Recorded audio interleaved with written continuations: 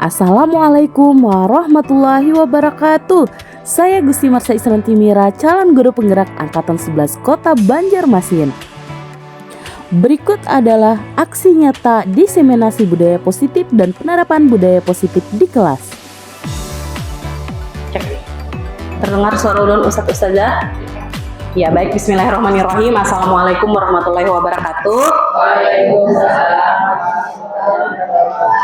Alhamdulillahirrahmanirrahim. Puji syukur kehadirat Allah. Hari ini terima kasih kepada Ustadz Ustazah yang telah bersedia berhadir pada diseminasi budaya positif.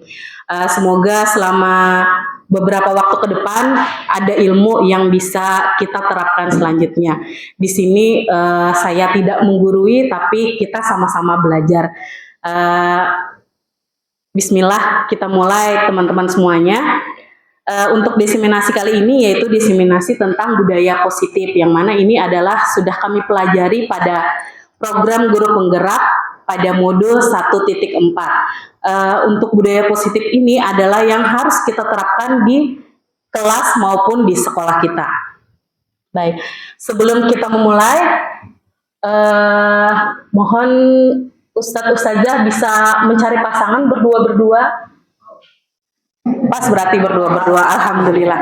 Baik, silahkan dipandang-pandangi dulu pasangannya, dipandang-pandangi, relax dulu kita supaya bisa menjalani kegiatan kita sampai beberapa waktu ke depan. Baik, cobalah buka. Ada pasangan Pian dan teman, kemudian yang bertugas menjadi A, silakan ditunjuk yang jadi A.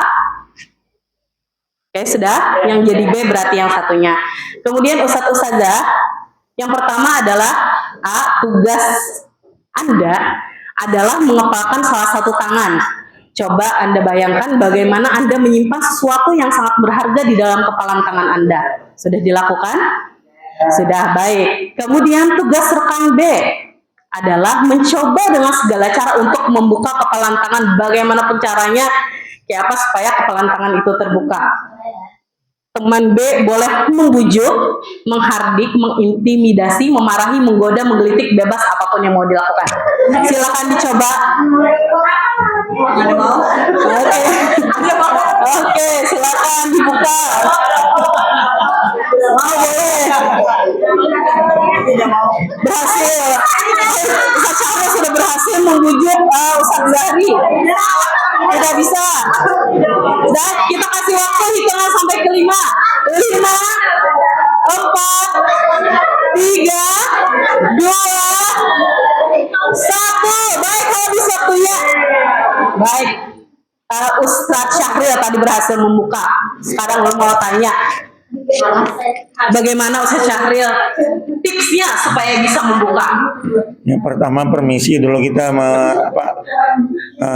yang kedua kita bujuk dengan kata-kata, kemudian mereka ternyata dengan segan dengan kita lalu mau membuka dengan barang yang ada di genggaman tangannya.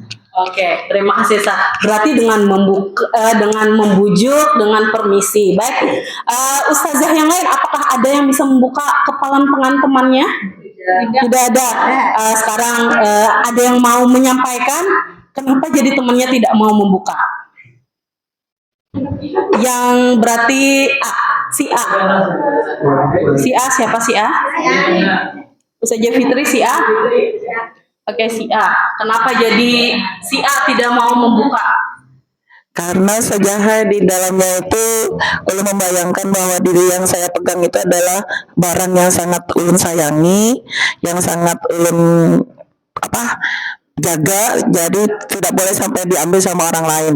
Baik, barang itu dijaga, tidak boleh diambil sama sekali diambil oleh orang lain, dan karena barang itu sangat disayangi. Baik, kita lanjutkan dulu.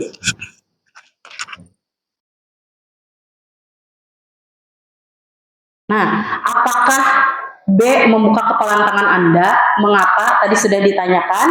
Ada yang mau membuka, ada yang tidak mau membuka. Sekarang, siapakah yang sesungguhnya memegang kontrol yang menutup kepalan tangan atau yang mencoba membuka kepalan tangan? Ada yang mau bersedia menyampaikan? Ya, silahkan Ustazah. Yang menutup kepalan tangan, baik. Yang berperan sebagai kontrol adalah yang menutup kepalan tangan, yaitu si A.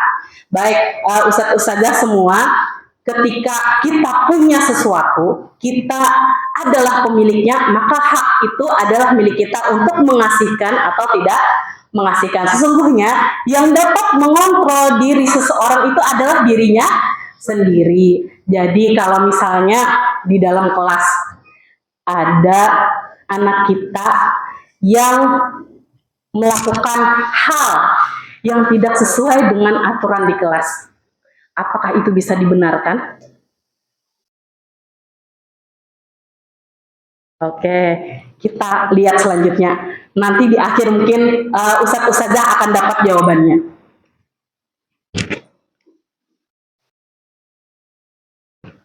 Baik, ini adalah beberapa miskonsepsi tentang makna kontrol. Yang pertama, ilusi guru dapat mengontrol murid. Perasaan kita, bila siswa rapi, maka kita yang mengontrol. Itu ternyata hanya ilusi. Kemudian yang kedua, ilusi bahwa semua penguatan positif, efektif, dan bermanfaat. Tapi pada kenyataannya semua penguatan positif itu tidak mesti mempengaruhi anaknya. Kemudian yang ketiga, ilusi bahwa kritik dapat membuat orang merasa bersalah, dapat menguatkan karakter. Bisa jadi dengan kita memberi kritik, anak itu menjadi semakin terpuruk. Bisa jadi anaknya semakin kuat.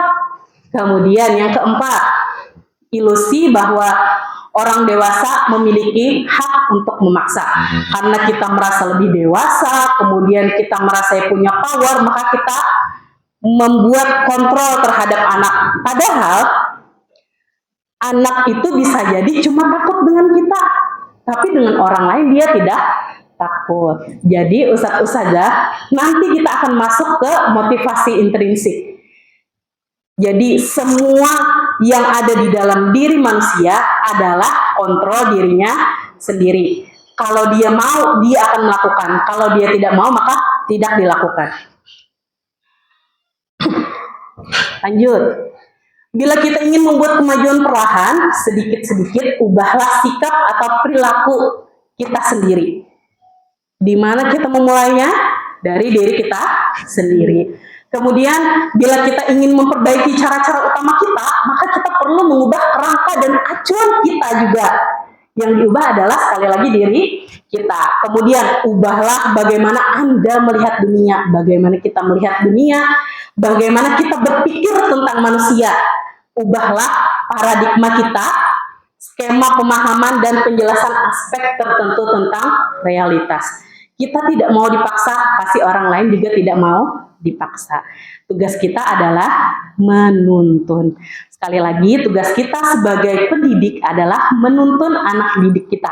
Tidak menyuruh langsung jadi, tapi kita menuntun dan mengarahkan ke arah yang lebih baik lagi. Karena pastinya di dalam diri anak kita itu ada motivasi intrinsiknya untuk berbuat yang lebih baik, ada juga yang mengarah ke arah negatif. Yang harus kita lakukan sebagai pendidik adalah menebalkan hal-hal yang baik pada siswa dan menyamarkan hal-hal yang negatif kepada siswa. Baik, Ustazah, kita lanjutkan lagi.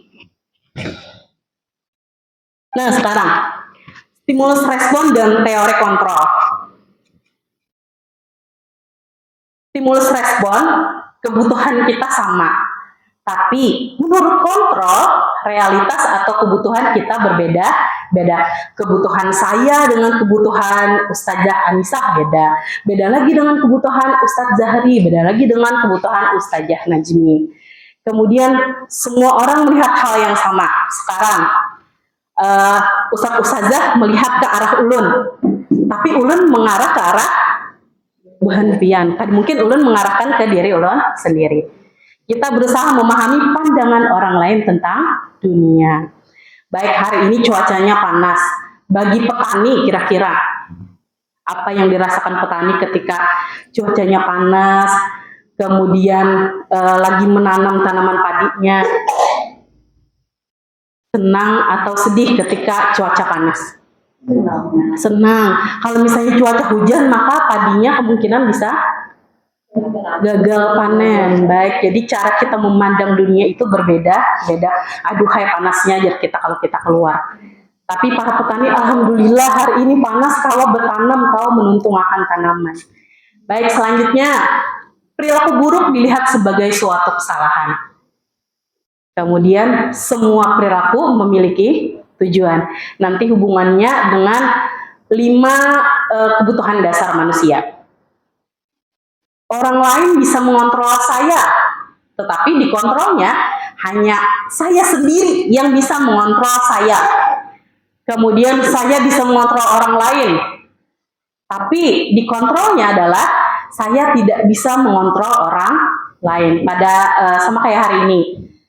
Kalau misalnya suruh Bu Hanpian duduk di luar jagin, Bu Hanpian menontonnya dari jendela, bagus lah kira-kira.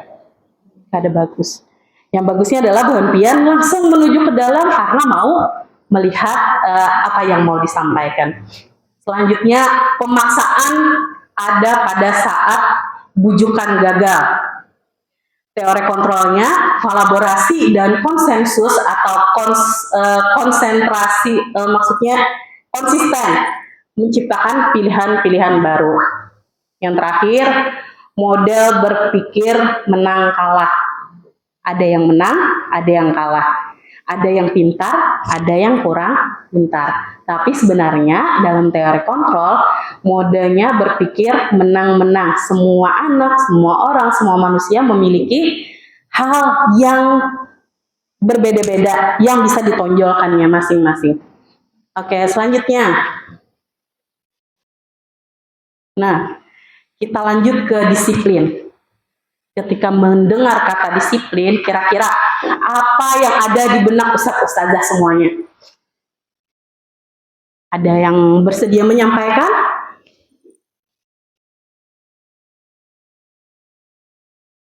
Disiplin, harus datang tepat waktu misalnya. Teratur, baik. Ada lagi? Taat aturan, betul. Bila tidak taat aturan, maka dia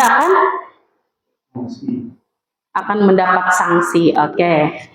Baik, kita lanjutkan lagi. Nah, kita kembali lagi ke disiplin positif. Tujuan dari disiplin positif adalah menanamkan motivasi yang ketiga pada murid-murid kita, yaitu untuk menjadi orang yang mereka inginkan dan menghargai diri sendiri dengan nilai-nilai yang mereka percaya. Ketika murid-murid kita memiliki motivasi tersebut, mereka telah memiliki motivasi intrinsik, yaitu motivasi dari dalam diri yang berdampak jangka panjang, motivasi yang tidak akan terpengaruh pada hukuman atau hadiah. Di kelas Bu Hanpian ada yang masih menerapkan sistem poin atau sistem hadiah, atau ketika ada kegiatan misalnya Hari Besar Nasional, kita mengadakan lomba dan ada juara-juaranya. Masih? Atau di kelas misalnya ketika datang terlambat, maka diberi sanksi atau konsekuensi. Ketika datang tepat waktu akan diberikan reward. Masih dilaksanakan. Bila yang ribut kita kurangi poinnya, bila yang tertib kita tambahi poinnya. Baik, kira-kira ustaz-ustazah mereka itu termotivasi hadiahkah, termotivasi dari diri sendiri, atau dia takut bersaing dengan teman-temannya? Kawanku sudah dapat poin, aku masa tidak dapat poin, aku harus ngejar poin. Apakah seperti itu?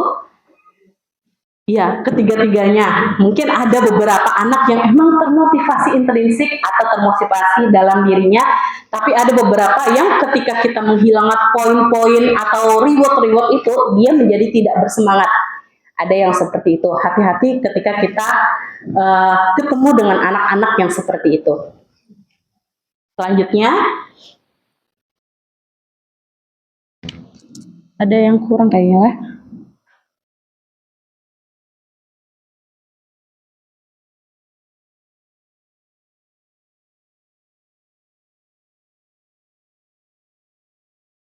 Oke, lanjut. Kita lanjutkan ke nilai-nilai kebajikan universal dulu. Ini ada beberapa saya ambil dari modul yang sudah kami pelajari. Ada 3 yang saya ambil dan itu saling berhubungan walaupun tidak ditampilkan semuanya. Kurang lebih isinya nilai-nilai kebajikan universal itu seperti ini. Yang pertama, yang berhubungan dengan profil pelajar Pancasila, yaitu beriman bertakwa kepada Tuhan Yang Maha Esa dan berakhlak mulia, kemudian mandiri, bernalar kritis, berkebinekaan global, bergotong royong, dan kreatif. Kemudian menurut IBO primary years, sikap murid atau nilai kebajikannya itu toleransi, rasa hormat, integritas, mandiri, menghargai, antusias, empati, keingintahuan, kreativitas, kerjasama, percaya diri, dan komitmen. Adakah dari nilai-nilai ini yang tertanam kira-kira di dalam diri kita? Sebelum kita mencari nilai-nilai tersebut di anak kita, yang pasti kita harus juga memiliki. Mudah kayaknya Ustazah lah, kamu harus toleransi ya, kamu harus hormat ya dengan guru, tapi menerapkannya kalau tidak termotivasi dari dalam diri, maka hormat di depan, di belakangnya males banget hormat. Ada yang seperti itu. Baik, anak-anak kita bermacam-macam. Selanjutnya, nilai kebajikan berdasarkan proyek nilai-nilai kebajikan. Ada peduli, kesusterangan, kebersihan, komitmen, sampai pengertian. Kira-kira yang menurut pian-pian ada di dalam diri Bu Hanpian, silahkan dicatat di handphonenya saja. Yang paling menonjol dalam diri pian, misalnya dermawan atau rendah hati, punya harga diri. Pasti kayaknya lah semua orang punya harga diri. Oke, sudah ditulis Ustazah? Sudah, alhamdulillah. Bisa dibaca-baca lagi. Semoga itu menjadi motivasi intrinsik kita di dalam diri kita yang bisa menularkan ke peserta didik kita. Baik, selanjutnya teori motivasi, hukuman, penghargaan, dan restitusi. Oke, sebelum kita memasuki ke sini, adakah di kelasnya yang masih menerapkan hukuman atau diganti dengan konsekuensi? Ada. Bila mepet waktunya harus kasih hukuman misalnya nih, ada lagi kata-kata yang lain selain pada hukuman. Ataukah sudah ada yang menerapkan yang namanya restitusi? Kita cek sama-sama dulu. 3 motivasi perilaku manusia. Mari kita tanyakan ke diri kita sendiri, bagaimana kita berperilaku. Boleh dijawab masing-masing di dalam hatinya, Ustazah semuanya. Apakah perilaku kita sudah mencerminkan nilai-nilai kebajikan tersebut? Apakah perilaku kita itu berdasarkan diri kita sendiri, tanpa mau dipandang oleh orang lain? Kemudian pertanyaan kedua, mengapa kita melakukan segala sesuatu? Apakah karena dikasih hadiah? Ataukah karena kita takut ketika tidak melakukan? Atau itu adalah sesuatu yang membahagiakan bagi kita ketika kita melakukan itu? Karena itu sebagai bentuk rasa tanggung jawab kita. Selanjutnya, apakah kita melakukan sesuatu karena adanya dorongan dari lingkungan atau dorongan dari orang lain? Oke, baik Ustazah semua. Setelah pian memikirkan, bisa pian resapi lagi hasil pemikirannya, kemudian nanti kita lanjutkan ke materi yang selanjutnya. Sebelum kita melanjutkan materi selanjutnya, silakan berdiri Ustazah. Kita lemaskan dulu tangan dan kakinya. Lemaskan tangan dan kakinya supaya tidak capek, karena kita akan lebih dari 60 menit ke depan akan melaksanakan kegiatan ini. Baik Ustazah, angkat tangan kanannya Ustazah. Oke, angkat tangan kirinya Ustazah. Alhamdulillah, tangan kanan kirinya berfungsi dengan baik. Sekarang, tangan kanan kita berhitung 1 sampai 6. 1, 2, 3, 4, 5, 6. Ingat Ustazah? 1, 2, 3, 4. Empatnya mana tadi? 4, 5, 6. Mohon maaf Ustazah. Kemudian kirinya berhitung 1 sampai 6, tapi dibalik. 1-nya di bawah, 2-nya tetap di tengah. 1, 2, 3, 4, 5, 6. 6-nya di mana? Di atas. Kalau yang sebelah sini 6-nya di bawah. Oke, sama-sama kita mulai dari tangan kanan. 1, 2, 3, 4, 5, 6. Tangan kirinya 1, 2, 3, terbalik. 1, 2, 3, 4, 5, 6. Baik. Ulang lagi. Tangan kanan kita gerakan 3 kali saja. 1, 2, 3. 1, 2, 3, 4, 5, 6. 1, 2, 3, 4, 5, 6. Satu kali lagi. 1, 2, 3, 4, 5, 6. Sekarang tangan kirinya 3 kali. 1, 2, 3, 4, 5, 6. 1, 2, 3, 4, 5, 6. 1, 2, 3, 4, 5, 6. Bagaimana kalau kedua tangannya langsung? Siap? Dari 1 dulu. Siap, 1, 2, 3. 1, 2, 3, 4, 5, 6. 1, 2, 3, 4, 5, 6. Baik, tepuk tangan untuk kita semua. Sudah lemas badannya Ustazah? Kita masuk ke peningkatan materi sedikit, yaitu motivasi berhubungan langsung dengan kita di dalam kelas. Oke, 3 motivasi perilaku manusia. Yang pertama, untuk menghindari ketidaknyamanan atau hukuman. Ketika kita melakukan sesuatu karena takut ditagih, takut diberi sanksi, takut diberi konsekuensi, makanya kita melakukan. Kemudian yang kedua, untuk mendapatkan imbalan atau penghargaan dari orang lain. Ketika poinnya banyak, maka hadiahnya juga banyak. Ketika tidak dapat poin, maka tidak dapat hadiah. Kemudian yang ketiga, untuk menjadi orang yang diinginkan diri sendiri dan menghargai diri sendiri dengan nilai-nilai yang sudah kita percaya. Yang mana Ustazah silakan jawab dalam hatinya masing-masing.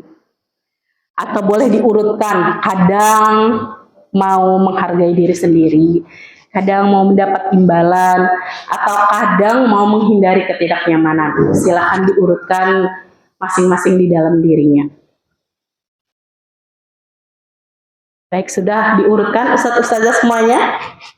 Kalau sudah diurutkan, kira-kira yang mana perilaku yang paling baik dari ketiga motivasi perilaku tersebut? Nomor 3, baik, motivasi terbaik adalah untuk menjadi orang yang mereka inginkan dan menghargai diri sendiri. Tapi tidak semudah membalikan telapak tangan. Kita harus melalui proses-proses yang panjang. Apalagi anak usia SD. Kita tidak bisa memaksakan anak itu harus termotivasi intrinsik. Tapi dengan cara apa kita bisa memotivasi anak tersebut? Dengan cara kita selalu memberi masukan kepada anak, kemudian mengajak dia berbicara dari hati ke hati, kemudian menerapkan yang namanya nanti restitusi dalam kelas. Lanjut. Hukuman dan penghargaan.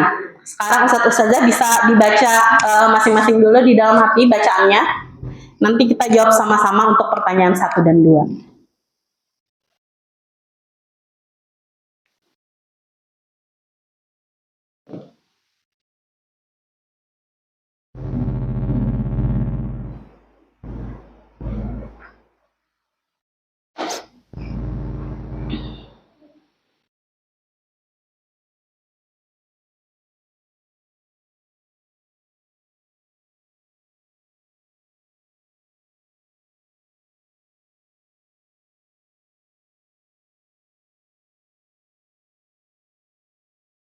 Baik, Ustadz Ustazah, sudah dibaca semuanya?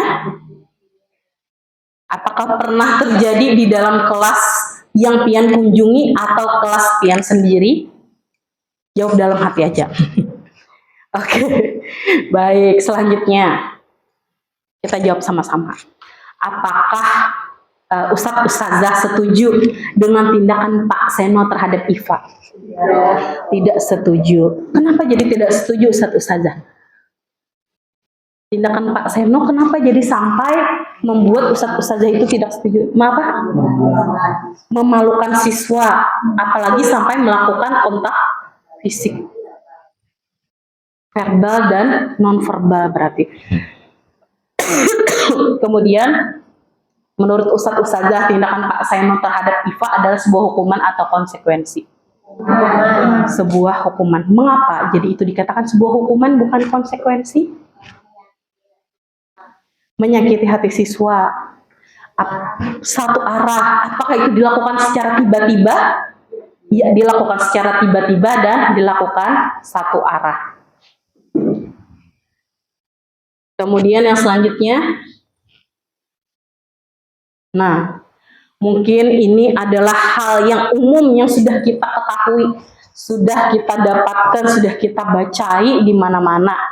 Apalagi kalau kita membuka Google atau buka PMM, pasti ketemu dengan yang namanya hukuman, konsekuensi, dan restitusi.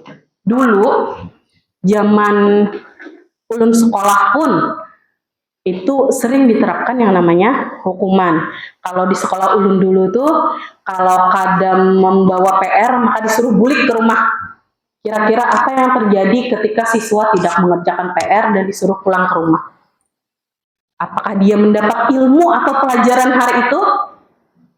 Kada dapat pelajarannya. Kira-kira apakah murid tersebut menjadi malu? Malu karena disuruh pulang ke rumah. Kemudian hukuman, konsekuensi, dan restitusi. Dulu sekolah-sekolah itu lebih banyak menggunakan hukuman.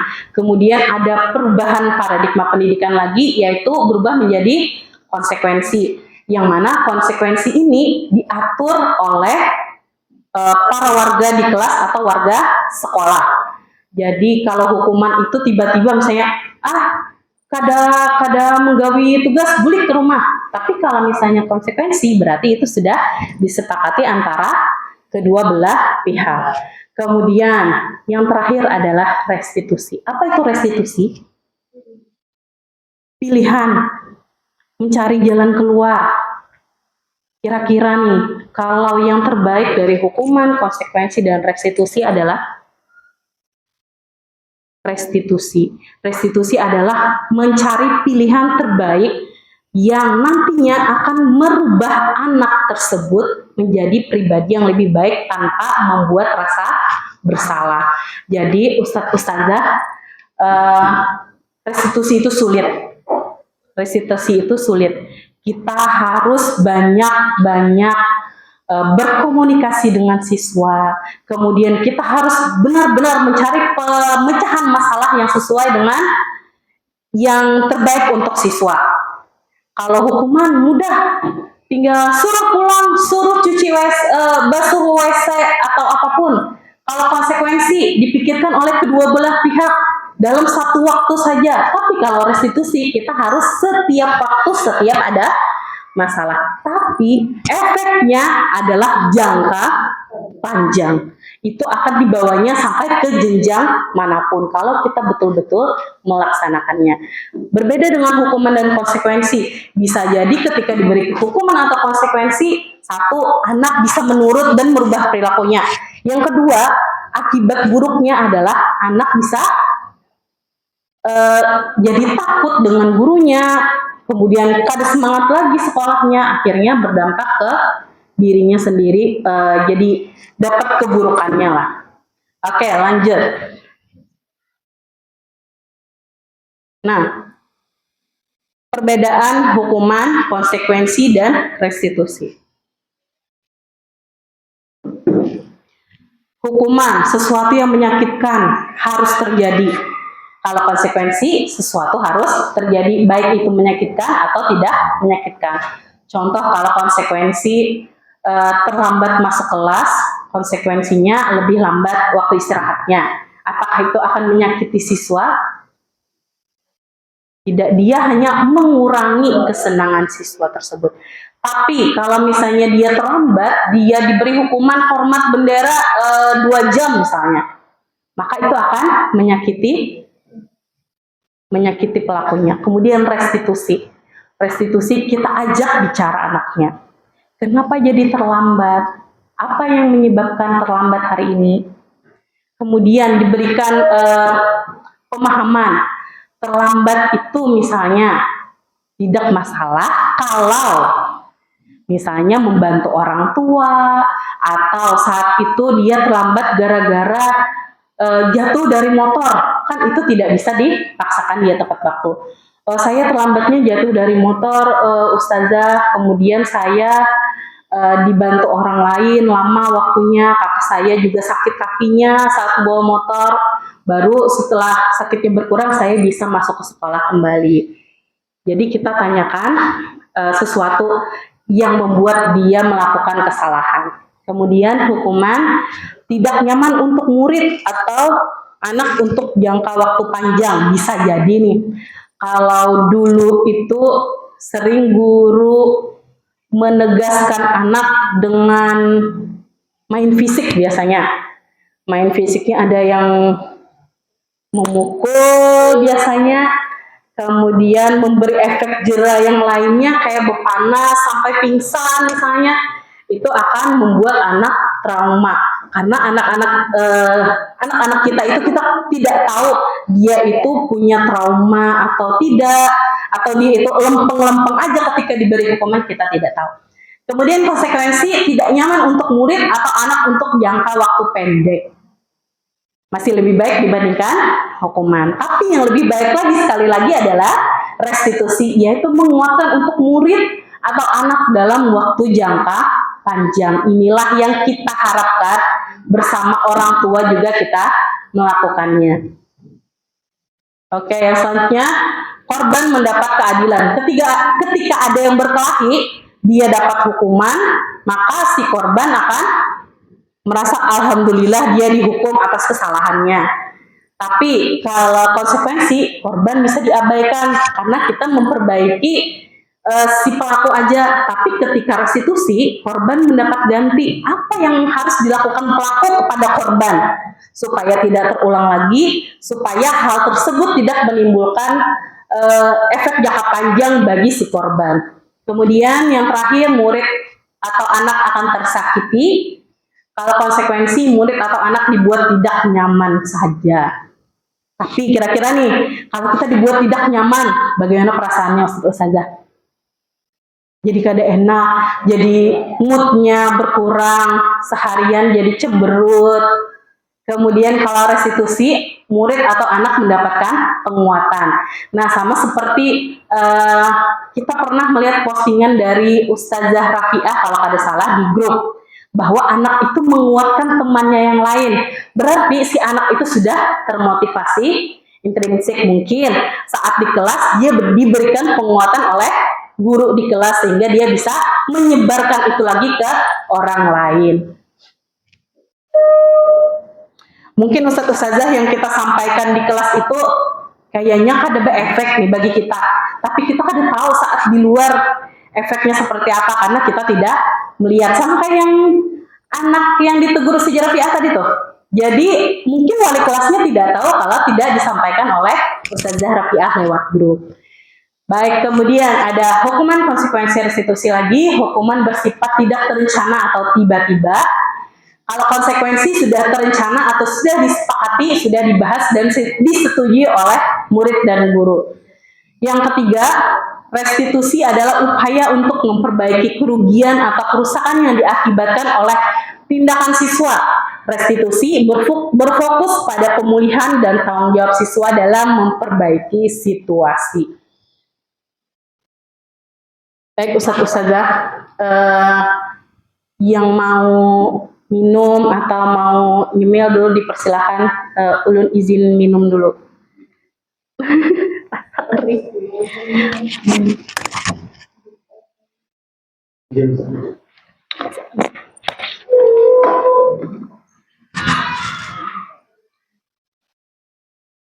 Oke, baik kita lanjutkan sebentar, Ustadz Ustazah.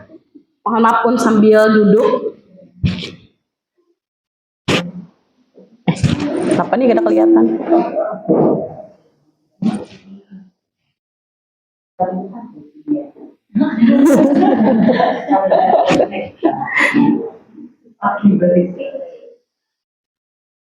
Oke, hukuman konsekuensi restitusi sudah ini. Kenapa ada kelihatan?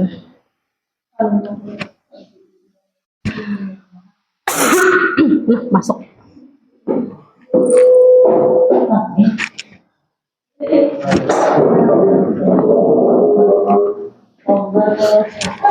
Tinggi.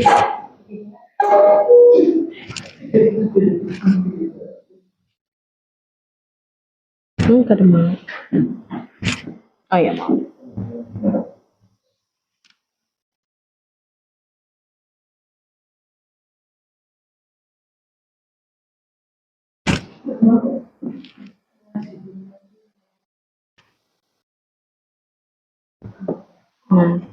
Baik, kelihatan Ustadz Ustazah tulisannya atau ulun zoom?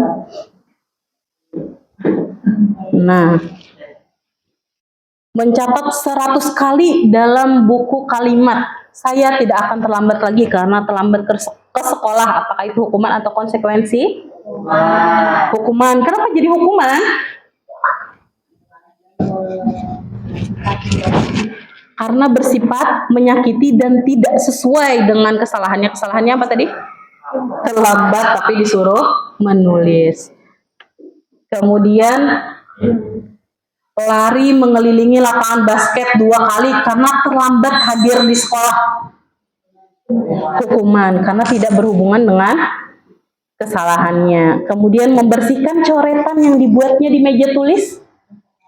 Konsekuensi. Jadi konsekuensi itu hubungan sebab akibat. Dia menyebabkan apa, maka akibatnya dia harus melakukan sesuatu yang berkaitan. Murid diminta untuk push up 15 kali karena tidak menggunakan masker ke sekolah. Hukuman. Seharusnya apa konsekuensinya?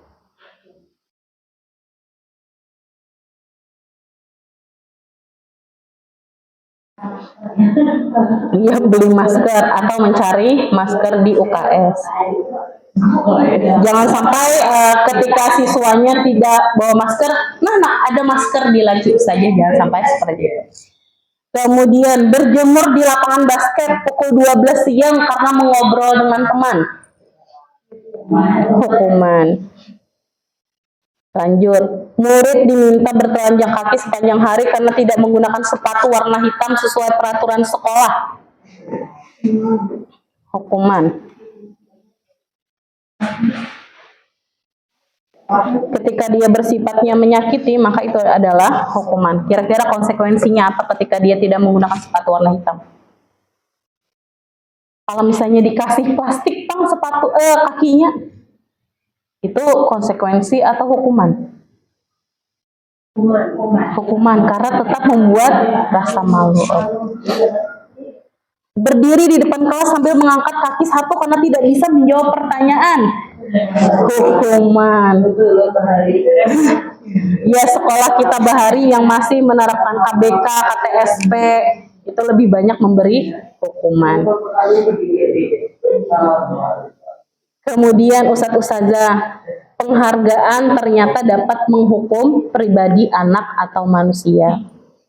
Dihukum oleh penghargaan. Yang pertama, saat kita berulang kali menjanjikan hadiah kepada anak agar berperilaku bertanggung jawab, atau kepada seorang murid agar mempelajari sesuatu yang baru, atau kepada seorang karyawan agar melakukan pekerjaan yang berkualitas, kita sedang berasumsi mereka tidak dapat melakukannya, atau mereka tidak akan memilih untuk melakukannya. Jadi Ustadz Ustazah, ketika kita dikasih reward oleh guru, maka ada sesuatu hal yang membanggakan. Tapi ketika reward itu ditiadakan, maka ada sesuatu kekosongan yang ada pada diri murid. Pasti terjadi. Apalagi kita sering menerapkan untuk memberikan reward.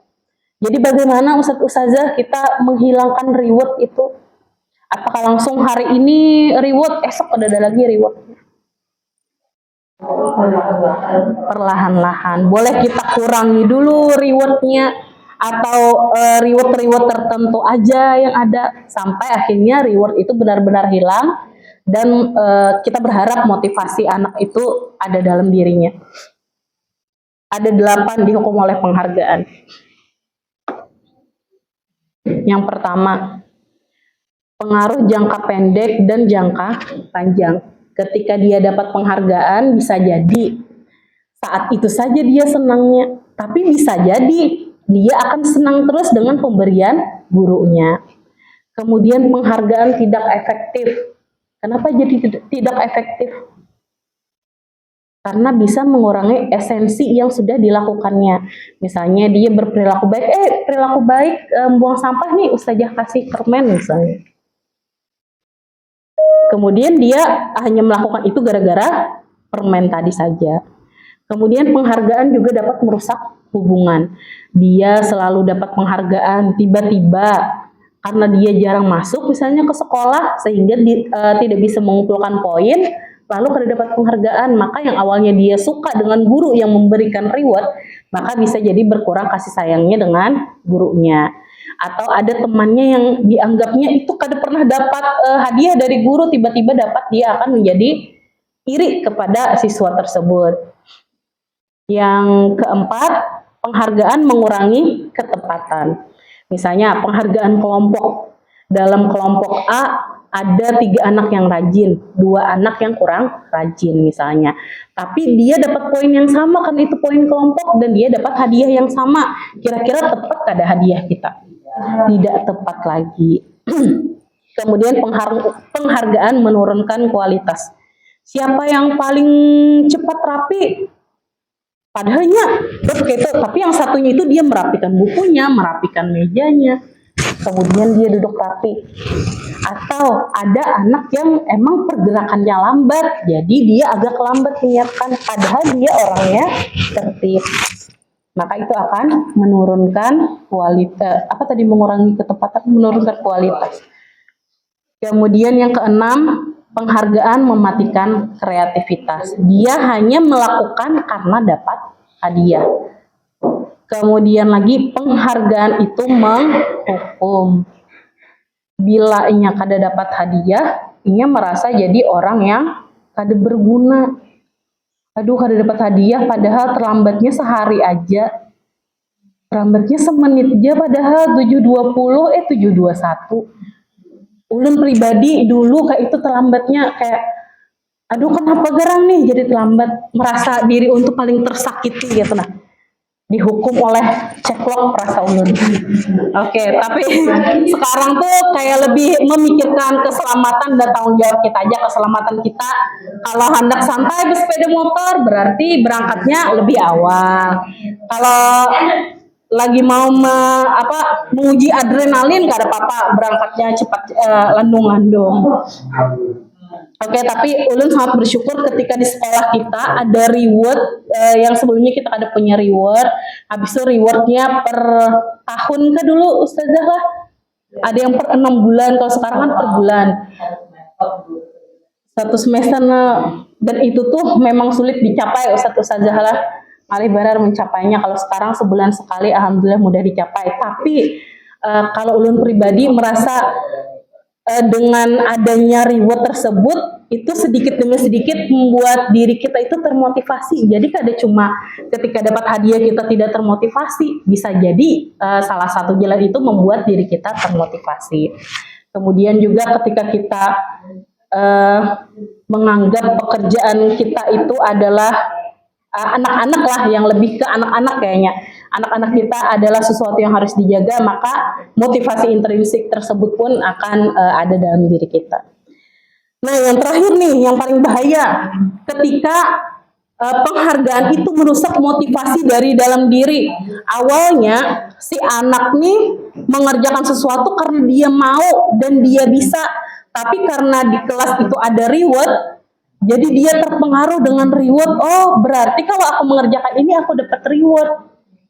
Padahal dengan tidak diberi reward pun anak tersebut misalnya sudah punya motivasi intrinsik. Banyak anak-anak di kelas kita nih yang kita kadang melihat ini tiba-tiba menyapu kelas tanpa dilihat guru atau bersembunyi-sembunyi memberasiakan di bawah meja, itu adalah ciri-ciri anak yang sudah termotivasi intrinsik.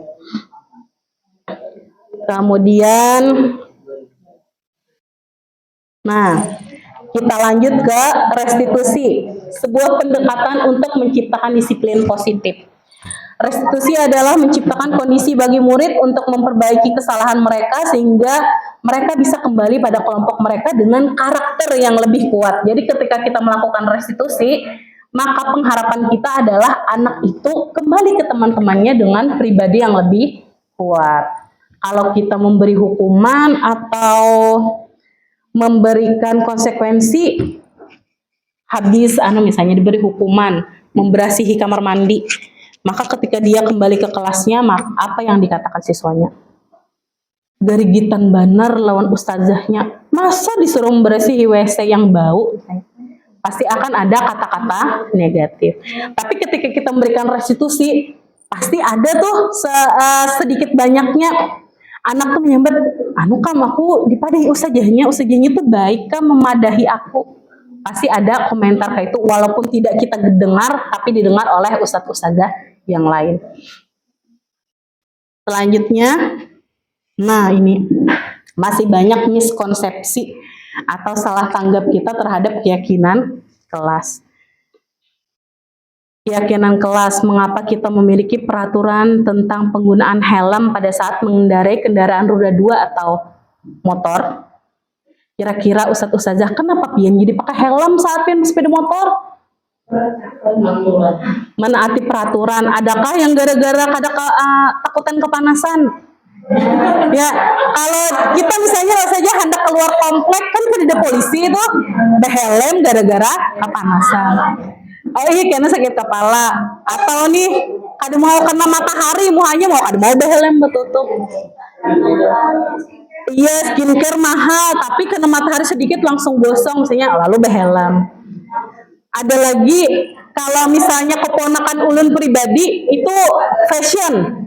Jadi bila helm buruk pada mau memakai, bila helm gaul yang anak-anak remaja lah, anak-anak SMA, pede banget, pokoknya kemana aja pakai helm, ke kios pakai helm, pokoknya. Berarti itu karena kesenangan dirinya sendiri. Dia meyakini ketika dia memakai helm, dia senang. Kita meyakini ketika kita pakai helm, kita akan selamat kalau misalnya nauzubillah jatuh. Kita pakai helm, kita meyakini karena helm itu dapat melindungi kepala kita dari kepanasan, habis itu melindungi muka dari sinar UVA, UVB, berarti kita menjaga kesehatan kulit kita. Kemudian kita memakai helm karena takutan ada polisi, berarti kita menaati peraturan. Ada beberapa yang kita yakini ketika kita memakai helm. Kemudian mengapa kita memiliki peraturan tentang penggunaan masker dan mencuci tangan? Masker aja dulu. Pakai masker karena ada hendak kena matahari, atau pakai masker hendak begincu tapi kada hendak kelihatan orang, bisa juga. Kemudian ada juga pakai masker gara-gara anak-anak yang introvert biasanya pakai masker gara-gara dia malu, macam-macam penggunaannya. Jadi ustadz-ustadzah yang namanya keyakinan itu bersifat terbaik untuk diri kita sendiri. Misalnya kalau kita membuat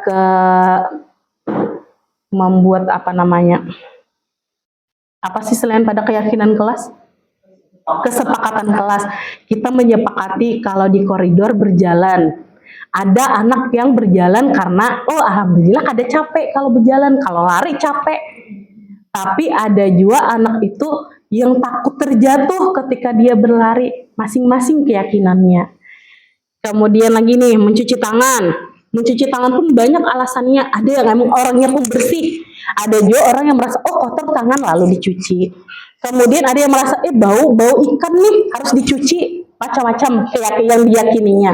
Nah, itulah yang dinamakan keyakinan kelas. Dia tidak berfokus pada satu tujuan, tapi banyak tujuan dan keyakinan-keyakinannya. Nah, kita lihat ustadz-ustadzah. Masih ingat tadi nilai-nilai kebajikan? Kayaknya nilai kebajikan tuh walaupun kadang kita hafal, kita tahu ustadz-ustadzah lah. Pokoknya nilai kebajikan adalah nilai-nilai yang baik-baik. Kembalikan barang ke tempatnya. Apa yang diyakini tentang kembalikan barang ke tempatnya? Tanggung jawab. Apakah kerapian juga termasuk nilai kebajikannya? Masih termasuk, berarti ada dua keyakinan di dalam kembalikan barang ke tempatnya. Nah, dilarang mengganggu orang lain, nilai kebajikannya apa?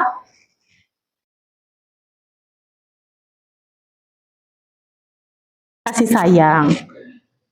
Kemudian hadir di sekolah 15 menit sebelum pembelajaran dimulai. Disiplin. Apakah itu juga bisa dikatakan komitmen? Bisa dikatakan komitmen. Apakah bisa dikatakan integritas? Bisa dikatakan. Jadi keyakinan kelas itu tidak cuma berfokus satu saja, tapi bisa banyak pemahaman. Kemudian dilarang menggunakan narkoba. Kalau kita pakai narkoba, maka kita akan mengganggu kesehatan. Berarti nilai kebajikan yang diyakini adalah nilai kesehatan. Kemudian apakah negara kita melarang menyalahgunakan narkoba? Melarang, berarti nilai kebajikannya adalah selain pada kesehatan, keamanan, iya, patuh. Oke, mungkin ustadz-ustadzah nih sudah mantap sudah bagian sini. Nah, ini ada dua contoh untuk keyakinan kelas. Alhamdulillah, Ulun dapat penguatan lagi dari teman-teman yang sudah lulus program guru penggerak, kemudian ada penguatan dari PP dan fasilitator juga untuk keyakinan kelas, beserta juga menyelipkan yang ada di modul yang sudah dipelajari. Nah, contoh keyakinan kelas. Sebelum membuat keyakinan kelas, kita harus membuat kesepakatan ataupun aturan kelas. Yang harus kita ingat adalah untuk kesepakatan atau keyakinan itu tidak boleh menggunakan bahasa negatif. Nah, misalnya ini berjalan di koridor, berjalan saat di koridor dan tangga. Nilai apa yang diyakininya? Yaitu nilai keselamatan. Kemudian disiplin dan tertib dalam hal waktu. Nilainya adalah disiplin. Menjaga kebersihan diri dan sekitar, kebersihan dan kesehatan. Membawa hal yang diperlukan saja. Biasanya anak-anak kita tuh ada yang bawa kartu, ada yang membawa mainan, macam-macam dibawanya. Maka nilai yang disepakatinya adalah nilai komitmen dengan kesepakatan kelas membawa hal yang diperlukan saja. Kemudian saling menyayangi dan menjaga satu sama lain. Itu adalah nilai kasih sayang. Penting diterapkan karena di dalam kelas, apalagi kelas atas, ustadz-ustadzah biasanya bebinian ketujuh bersinggung-singgungan, ketujuh berkelahian lewat sosmed ataupun WA dan lain-lain. Kalau anak putra biasanya suka adu jotos, apalagi kededa gurunya di kelas, salah sedikit langsung dianya berpukulan berdua. Oke, jadi kita harus menerapkan saling menyayangi dan menjaga satu sama lain. Itu nilai kebajikan yang diharapkan timbul adalah kasih sayang. Ini mungkin bisa di ATM ustadz-ustadzah ketika ada miskonsepsi terkait keyakinan di kelasnya. Kemudian menurut panduan modul itu seperti ini. Karena ulun share lah, oke. Contoh keyakinan kelas. Kami meyakini bahwa kami harus menjaga keselamatan agar lebih aman. Ada sebab akibatnya. Kalau mau selamat, maka harus melakukan sesuatu yang aman-aman saja. Kemudian berkomitmen, disiplin, dan tertib dalam hal waktu. Jadi sifatnya itu masih umum-umum ustadz-ustadzah lah. Dalam hal waktu itu kadang mesti pas inya datang ke sekolahan. Bisa jadi hal waktunya itu datang ke sekolahan, masuk waktu istirahat, setiap pergantian jam atau setiap mau ke masjid, kemudian ke masjid zuhur, ke masjid asar. Yang pasti yang berhubungan dengan waktu dia harus komitmen dan disiplin. Kemudian menjaga kebersihan diri dan sekitar. Kalau misalnya kebersihan diri kawan, Bang, apakah itu termasuk sekitarnya? Termasuk sekitarnya, misalnya kawan mengupil, menandak di bawah meja, bilainya menagur berarti sudah tumbuh keyakinan kelasnya. Banyak sih anak putra tuh biasanya bertaguran nih, ini ngupil aja di andak ke meja. Anak putra Bang, biasanya kalau putri masih sopan-sopan. Nah, ingus bejuluran sih ingus. Kemudian contoh keyakinan kelas yang lain membawa hal yang diperlukan saja sama seperti yang tadi. Kemudian saling menyayangi dan saling menjaga satu sama lain. Kemudian percaya diri menggunakan bahasa asing. Kebetulan ini yang Ulun buat di tahun kemarin. Ini ada penggunaan bahasa sehari-hari, menggunakan bahasa Inggris dan bahasa Arab dalam sapaan lawan izin ke toilet. Iya. Oke. Dan keyakinan kelas ini pun harus dilakukan bersama siswa. Idenya semua siswa dan disepakati semua siswa atau semua yang ada di dalam kelas. Alhamdulillah ini pun karena dapat ilmu baru lagi tentang keyakinan kelas, kami membuat kembali keyakinan kelas itu, merombak kembali. Semoga dengan pembuatan yang baru ini bisa menguatkan lagi pribadi yang baik-baik dalam diri siswa kita maupun kita sendiri.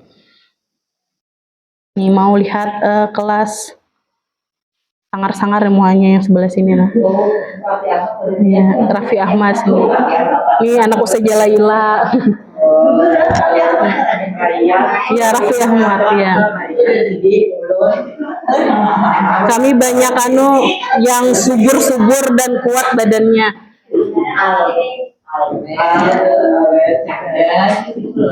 Ya, gagah-gagah.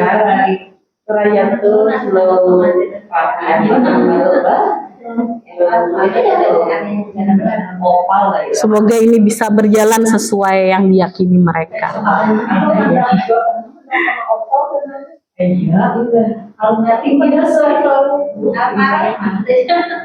Alvaro kada hadir nih pas ini.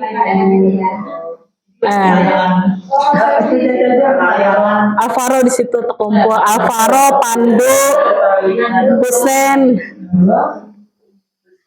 Aufar, iya banyak.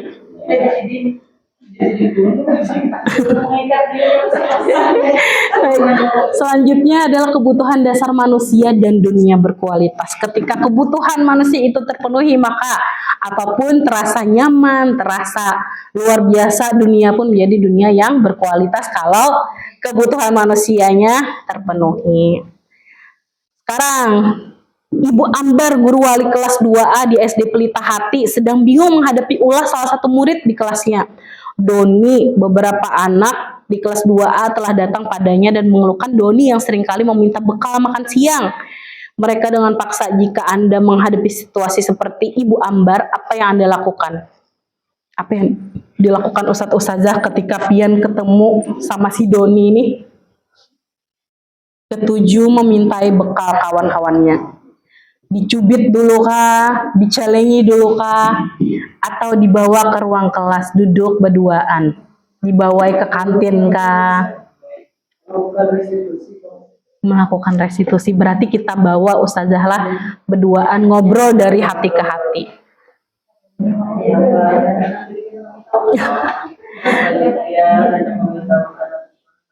Ya kenapa jadi Doni ini minta makanan orang? Nyaman makanan kawan. Anak-anak biasanya lah, kenapa jadi minta ya punya kawan nyaman olahan mamanya usah jahat.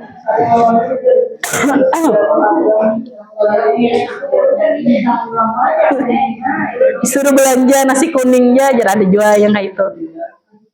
Menurut Ustadz-Ustazah, kira-kira apa alasan Doni melakukan hal itu? Kenapa Doni ini jadi ngambilin makan siang orang tadi? Karena suka tadi pertama, karena suka makanan temannya. Ada lagi ada sarapan di rumah. Ada lagi satu saja.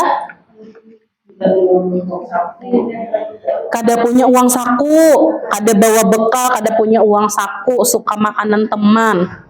Jadi ada beberapa nanti yang kemungkinan jadi jawaban si Doni. Apakah kita boleh langsung memadahi Doni? Orang jangan mengambil makanan kawan, kawan gin lapar juga.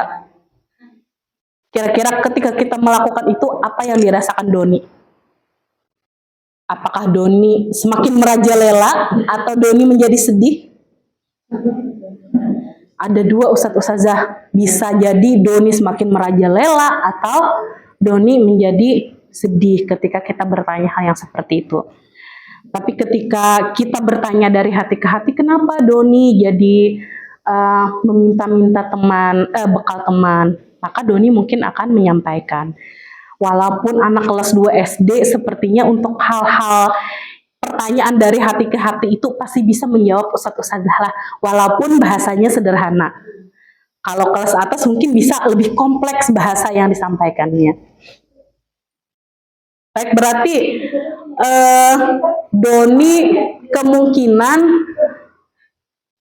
tidak terpenuhi kebutuhan perutnya sehingga dia meminta bekal temannya. Nah, 5 kebutuhan dasar manusia. Semua manusia, tidak cuma anak murid, tapi juga kita. Ada penguasaan, ada bertahan hidup, kasih sayang dan rasa diterima, kebebasan dan kesenangan. Penguasaan seperti apa, Ustazah?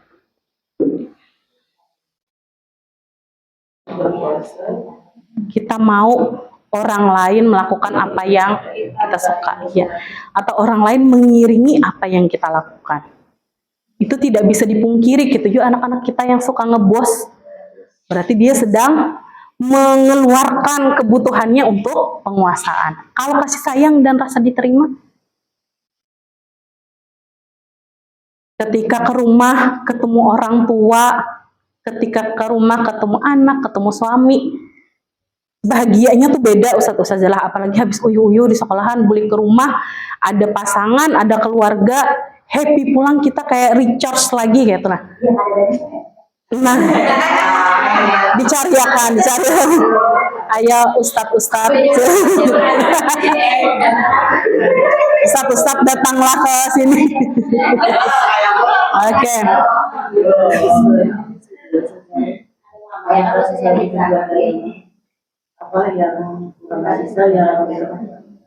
Iya, ketika dia kekurangan atau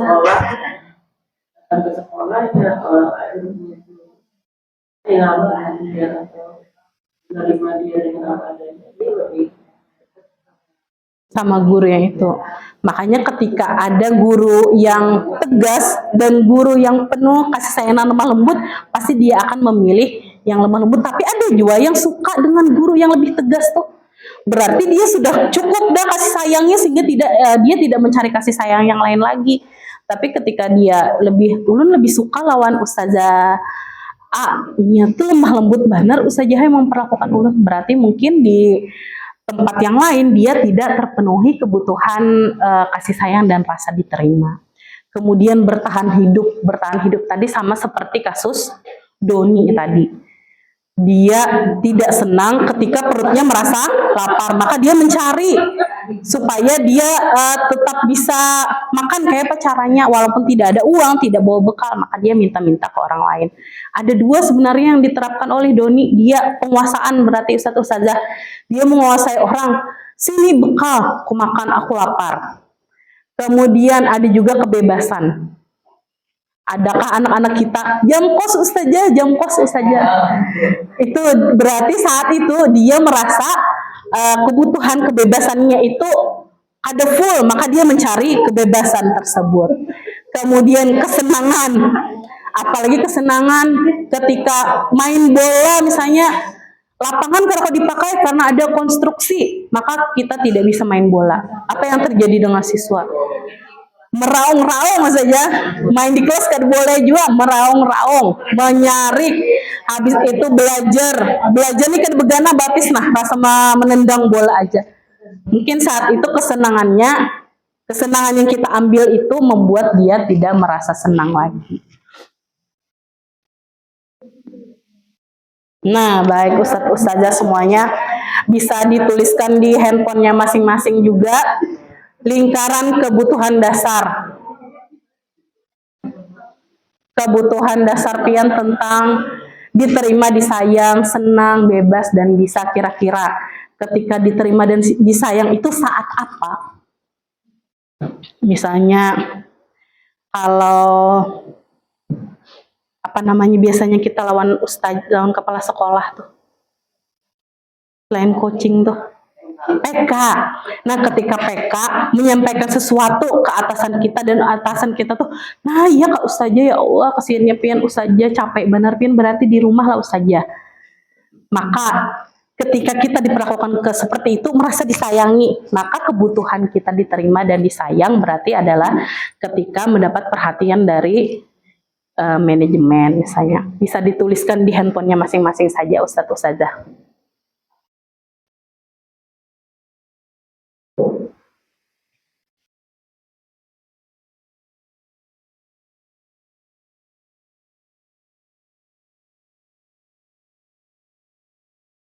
Baik, kalau sudah ditulis kita lanjutkan Ustadz Ustazah. Nah, ibu guru bilang, aku tidak boleh bersenandung sewaktu mengerjakan tugas. Katanya kelas harus tenang, tidak ada suara. Kan nggak seru jadinya. Kebutuhan dasar apa? Kebebasan, kesenangan.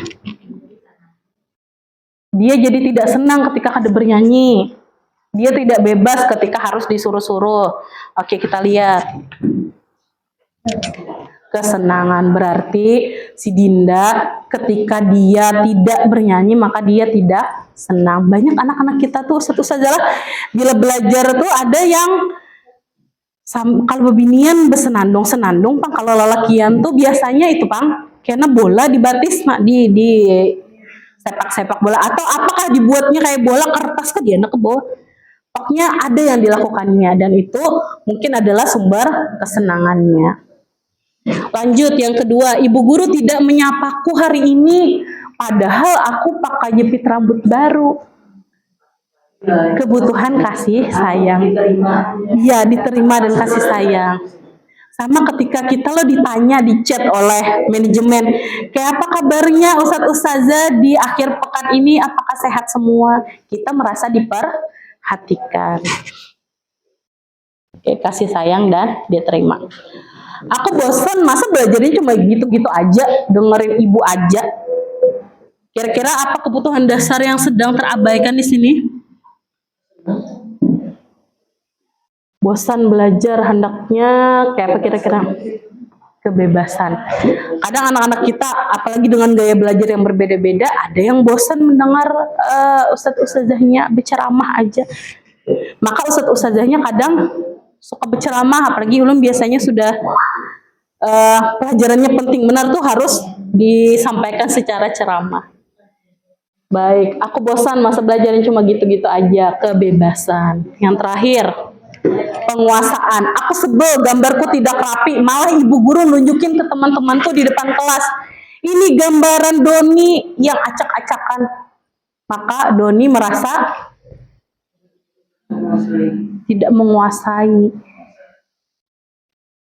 Masa aku hebat nih, kenapa jadi ibu guru memperlakukan aku seperti itu? Kemudian tindakannya. Tindakan yang pertama supaya Dinda senang, apa yang dilakukan ibu guru?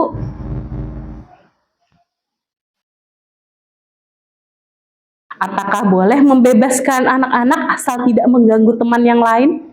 Boleh saja melakukan itu. Dan anak kita pun kayaknya tahu bagaimana kapan dia harus melakukan ini, kapan dia harus melakukan itu, kapan dia harus bersenang-senang, kapan dia harus fokus.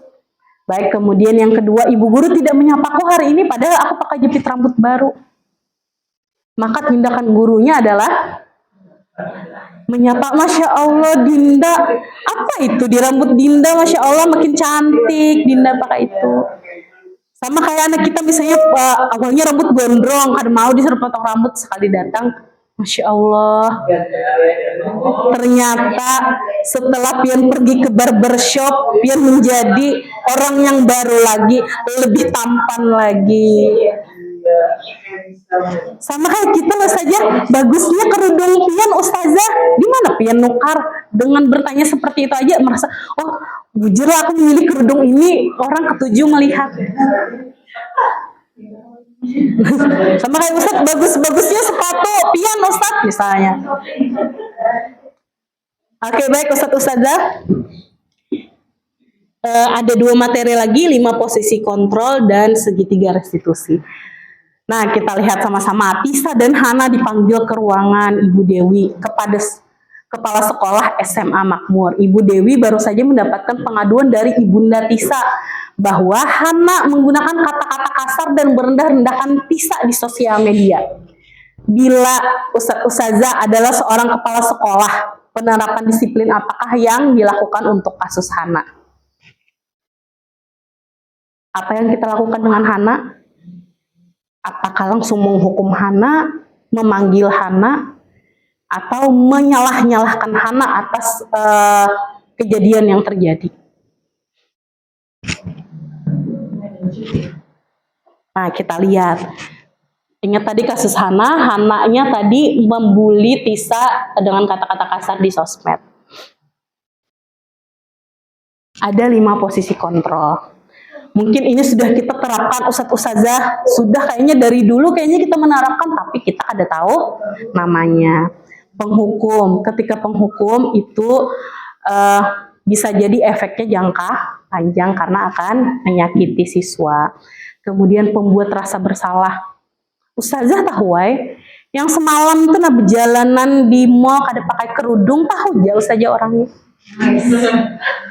Tahu tapi kita mau menyambut namanya. Lalu yang disinggung ini merasa Ustazah menyinggung aku. Habis itu yang lainnya yang kada ketemu Ustazahnya tersinggung juga, padahal ada niat menyinggung itu. Jadi membuat permasalahan melebar kemana-mana. Habis itu ada yang melaporkan Ustazah si itu kada berkerudung juga. Padahal yang dituju Ustazahnya cuma 1 orang. Jadi hati-hati ketika kita melakukan pembuat rasa bersalah. Kalau misalnya berefek positif tidak masalah, dia akan memperbaiki dirinya. Takutnya ketika ada sesuatu misalnya dia itu di rumah sakit harus operasi kepala misalnya, otomatis kan tidak pakai kerudung. Kalau operasi kepala nih lukanya ditutup, Ustazah ini semalam di rumah sakit kada pakai kerudung, maka dia akan sedih ketika hendak pakai kerudung tapi lukanya di kepala tidak bisa ditutupi misalnya. Jadi hati-hati ketika kita berada di posisi pembuat rasa bersalah. Kemudian teman, bagus teman nih, murid jadi akrab dengan kita. Tapi ditakutkan ketika kita melakukan posisi teman ini, siswa itu benar-benar menganggap kita sebagai teman sehingga mengabaikan hubungan antara guru dan siswa. Jadi dia merasa kada apa-apa, ini kawanku juga, Ustazahnya nyaman aja, Ustadznya nyaman aja. Kemudian ada lagi pemantau. Pemantau itu dia adalah melihat perilaku siswanya. Dilihat aja. Kemudian yang terakhir ada manajer. Manajer itu adalah paling aktif melakukan restitusi. Dia selalu menanyakan kenapa terjadi, apa yang terjadi, sampai melakukan pemecahan masalah. Kira-kira Ustazah dari kelima posisi kontrol ini yang mana yang paling bagus kita terapkan? Manajer, paling bagus manajer. Tapi tidak masalah ketika kita menggunakan posisi kontrol yang lain sekali aja Ustazah. Kalau kita menuju ke manajer ini mungkin melalui jalan yang panjang Ustazah, karena manusia ini sabarnya itu beda dengan sabar ulama, beda dengan sabar para nabi dan rasul. Manusia ini sabarnya kadang ada yang setipis tisu. Jadi kita bisa jadi ke teman, pemantau, kemudian baru manajer. Kalau sekali-sekali kita menghukum karena emang tidak bisa dilakukan apa-apa lagi, itu tidak masalah Ustazah. Jangan ketika pian tiba-tiba menghukum pian yang merasa bersalah. Tapi kita niatkan saja untuk membuat anak itu menjadi lebih baik lagi. Tapi untuk penerapan, teman pemantau dan manajer itu yang harus lebih dipilih. Baik lagi kalau misalnya pian sudah mantap nih di manajer, lebih baik lagi. Untuk manajer pun itu melatih kita untuk selalu empati dengan orang lain, kemudian melatih kita juga lebih sabar dalam menghadapi segala masalah. Nah, yang terakhir, restitusi, segitiga restitusi. Dan segitiga restitusi ini mungkin memerlukan waktu yang lebih dibandingkan restitusi yang lain. Yang pertama, dia itu mempunyai 3 langkah yang harus kita lakukan. Yang pertama, menstabilkan identitas, kemudian validasi tindakan yang salah, kemudian menanyakan keyakinan. Kemudian untuk menstabilkan identitas, kita semua akan melakukan hal yang terbaik bisa kita lakukan. Kemudian validasi tindakan yang salah, semua perilaku memiliki alasan. Menanyakan keyakinan, kita semua memiliki motivasi intrinsik atau internal. Ini alurnya Ustadz saja. Yang pertama tadi apa? Menstabilkan identitas. Setiap orang pasti pernah melakukan kesalahan. Kamu bukan satu-satunya yang pernah melakukan ini. Sama ketika kita menghadapi siswa yang bermasalah, sedikit banyaknya permasalahan siswa itu pun pernah kita alami waktu kita usia seperti mereka. Boleh saja ustazah kita menyampaikan, ustazah dulu juga pernah seperti ini, tapi kita berikan penguatan karena ustazah pernah melakukan hal yang buruk, maka ustazah mau berubah menjadi lebih baik lagi. Kemudian yang kedua ada validasi tindakan yang salah. Kamu tentu punya alasan mengapa melakukan itu. Tanya alasannya, kenapa si anak jadi melakukan. Kemudian tanya lagi, adakah cara yang lebih efektif untuk mendapatkan apa yang kamu butuhkan. Kita beri pilihan. Kemudian yang terakhir ada menanyakan keyakinan kelas apa yang telah disepakati. Karena kita sudah membuat keyakinan di kelas, maka tanyakan lagi ke anak tersebut. Kemudian yang terakhir, kamu ingin menjadi orang yang seperti apa, supaya anak tahu identitasnya itu mau jadi apanya. Kalau dia baik, maka dia akan jadi orang baik. Kalau perilakunya buruk, maka ditakutkan nanti akan berimbas ke kehidupan selanjutnya.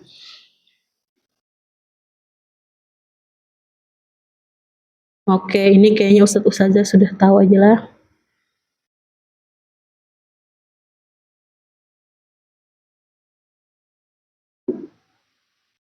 Bentar, penerapan segitiga restitusi. Ini ada contoh kemarin untuk penerapan segitiga restitusi. Diputar ya.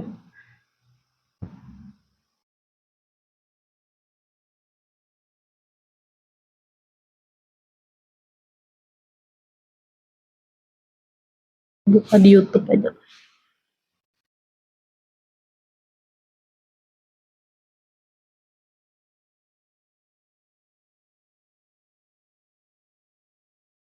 Ini suaranya lewat mana Ustazah Maya? Boleh?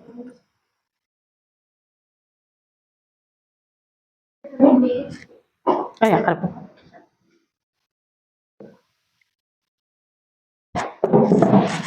ini sedikit Ustazah terakhir ulun putarkan terkait penerapan segitiga restitusi.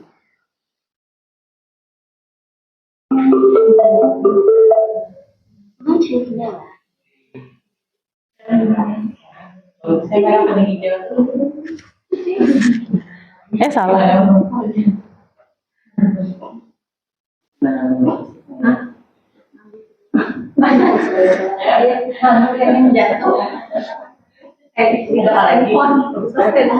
Ini kah makro silikon nih kah?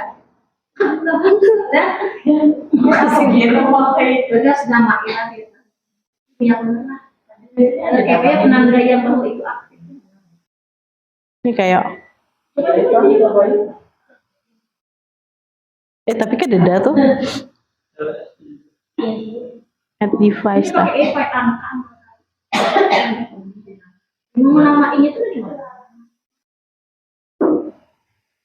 Nikah F nikah.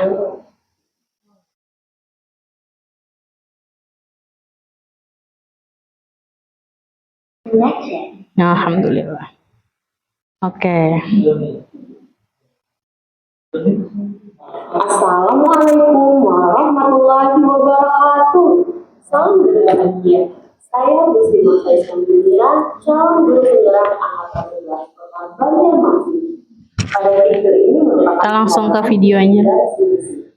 Restitusi adalah proses menciptakan kondisi bagi peserta didik untuk memperbaiki. Ini apakah ada yang menggirakan hati dari Alhamdulillah, luar biasa sekali dari sikap dari yang bersemangat. Semua orang masih mau bersemangat seperti kamu. Baik dari yang ibu lihat tadi saat di kelas, dari satu belajar buku berasal. Apa dari buku asal? Oh, seperti itu saya paham. Dari adalah bersemangat dan suka bermain, bersenang-senang. Saya juga suka bersenang-senang. Nah, ada pernyataan Ustazah juga suka bersenang-senang. Jadi, merasa, sama sekalinya Ustazah lawan aku, katanya. Tapi dikuatkan lagi. Kalau merasa terganggu itu kira-kira kurang baik bertemu dengan temanmu. Pada saat beliau mengganggu Aska, apakah beliau melihat ekspresi Aska? Apakah Aska terlihat senang? Aska merengut. Sepertinya saya tidak saja saya cuma menceritakan saja. Tapi ternyata saya belum merekam. Nah, beliau sudah paham. Sekarang beliau sudah tahu. Dia tidak suka. Sekarang saya dengan dari jadi masih ingin dengan proses yang sudah kita bersama. Kalau dari ganggu Aska, apakah dari dan Aska jadi fokus belajar? Tidak saja. Nah, dari sudah tahu kesalahannya. Apakah dari memperbaiki apa yang sudah dilakukannya? Ya, dia mau memperbaiki lagi. Sekarang kira-kira apa yang mau dilakukan dari? Saya akan minta maaf. Saya tidak akan mengulanginya lagi. Alhamdulillah dari sudah tahu apa yang harus dilakukannya. Setelah ini mulailah dari melakukan apa yang harus dilakukan ya. Untuk jadi yang baik dari dia saja ada maaf dan mereka saya mau bagi saya dari mengasihi juga mereka dia pada saya jadi akan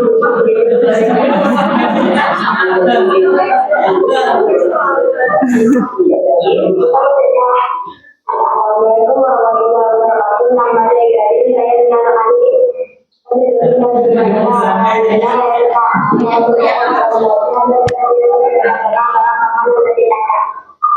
Oke, jadi Ustadz Ustazah ketika kita melakukan segitiga restitusi, maka terus kita pantau anak kita tersebut.